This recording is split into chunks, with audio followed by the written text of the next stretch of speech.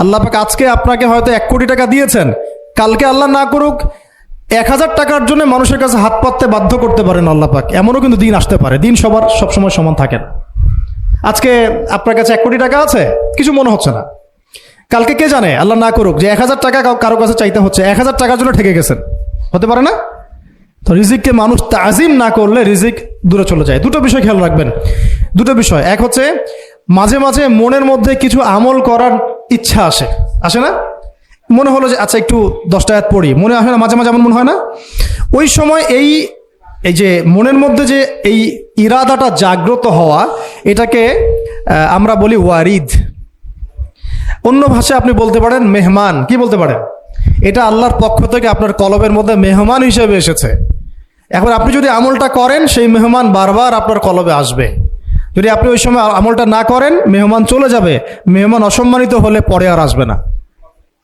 একইভাবে রিজিক আল্লাহ পাক দিয়েছেন, এর তাজিম যদি করতে পারেন রিজিক বেশি আসবে।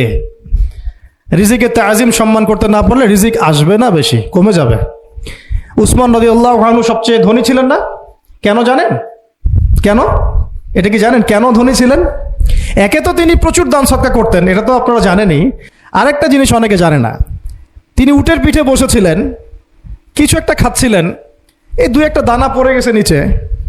উটের পিঠ থেকে নেমেছেন, নেমে সেই দানা উঠিয়েছেন, পরিষ্কার করেছেন, ধুয়েছেন, আবার খেয়েছেন। তার এই 2-4টা দানার কোনো কিন্তু মানে পরোয়া না করলেও চলে, তার প্রচুর অর্থ সম্পদ আছে। এত অর্থ সম্পদ যে তাবুক যুদ্ধের দিন 30,000 সেনাবাহিনীর দায়িত্ব নিয়েছেন।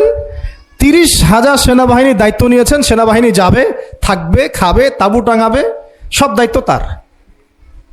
30,000 সেনাবাহিনীর দায়িত্ব নেওয়া কি চারটাখানি কথা? তো এই সাহাবী এই কয়েকটা খাবারের দানা উঠিয়ে খেলেন। নবী সাল্লাল্লাহু আলাইহি ওয়াসাল্লাম বলেছিলেন যে তোমাকে আল্লাহ পাক রিজিক বাড়িয়ে দিবেন না কেন? তুমি রিজিকের যে তাজিম, যে সম্মান তুমি করো, এর বদৌলতে আল্লাহ পাক তোমাকে বেহিসাব রিজিক দিবেন। দুইটা বিষয় খেয়াল রাখবো। আমলের মেহমান হৃদয়ের মধ্যে আসলে তাকে ফিরায় না দেওয়া, তাহলে সেই মেহমান কিন্তু আর আসবে না। মেহমানকে মূল্যায়ন করলে মেহমান বারবার আসবে ইনশাআল্লাহ। আর রিজিকের তাজিম না করলে রিজিক কিন্তু আপনার ঘরে বেশি বেশি আসবে না। এমনি তো হারামের যুগ, এমনি সুদের যুগ, এমনি ঘুষের যুগ। অলমোস্ট এভরি ফ্যামিলি সুদখোর এখন, অলমোস্ট এভরি ফ্যামিলি। মেয়েরা স্পেশালি যারা শাশুড়ি টাইপের, আপনারা মাইন্ড করেন না, তাদের সাইকোলজি যে এতই নিচে নেমে গেছে এখন যে আমার মেয়ে জাহান্নামে যায় যাক, হ্যাঁ আমার মেয়ে জাহান্নামে যায় যাক, সমস্যা নাই, দুনিয়াতে সে যেন ভালো থাকে। এটা কেন বললাম? একটা সুদখোরের ঘরে তুলে দিতে সে দ্বিধাবোধ করতেছে না, একটা দুর্নীতিবাজের ঘরে তুলে দিতে দ্বিধাবোধ করতেছে না, একটা ঘুষখোরের ঘরে তুলতে দ্বিধাবোধ করতেছে না, হ্যাঁ একটা মানে কি বলবো মাদক সেবী, ড্রাগ এডিক্টেড বা এই যে আর কি বলবো ফাসেক জালেম, এই ধরনের ঘরে উঠাই দিতেও সে দ্বিধাবোধ করছে না। 5তলা বাড়ি চাই আমার, আর কি আমার মেয়ে 5তলা বাড়ি থেকে সুখে থাকবে। এই যে সুখের ডেফিনেশন এখানে দিয়েছেন আপনারা।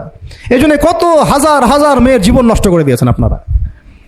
আমার কথা মাইন্ড করে না, হাজার হাজার মেয়ের জীবন মায়েরা নষ্ট করে দিয়েছে, শুধুমাত্র মেয়েদের দুনিয়াবি সুখ এর সংজ্ঞাটা বুঝতে ভুল করার কারণে। এর নাম যদি সুখী হইতো তাহলে অমুসলিমরা সুখী না কেন? পশ্চিমারা সুখী না কেন? ওরা আত্মহত্যা করে কেন?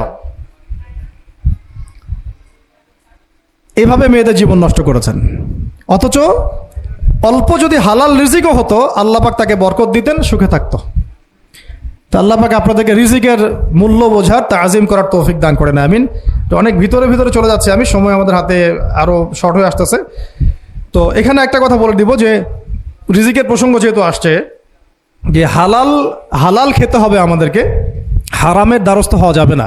আপনার স্বামী যদি হারাম খায়, আপনি স্বামীকে বুঝান, তাকে ওই চাকরি ছেড়ে দিতে আপনি উৎসাহিত করেন।